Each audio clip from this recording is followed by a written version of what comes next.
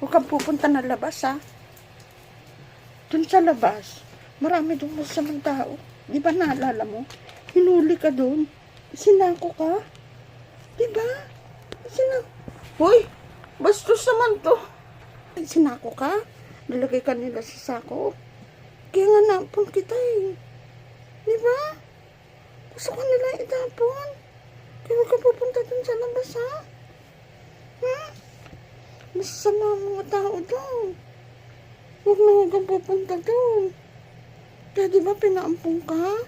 Pinakuha ka na ati siya kasi kinukwento kita. Kahit ang dami-dami nyo na dito, pinakuha pa kita. Kasi nga, gusto ka nila itapon.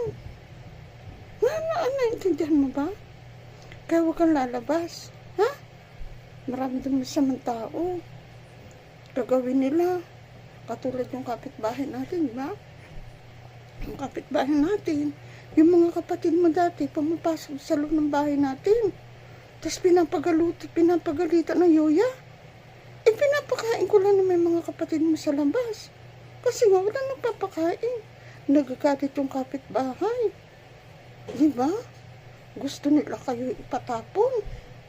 Kaya nga, kinuha kita. Kasi ayaw ko naman na itatapon ka. Yung ibang mga kapatid mo nawala. Nanay mo nawala. Hindi ba? Hinanap ko pa yun, hindi ko na nakita. Kaya ikaw, huwag ka nalalabas, ha? Madami dyan, yung kapitbahay natin, galit na galit sa mga pusa.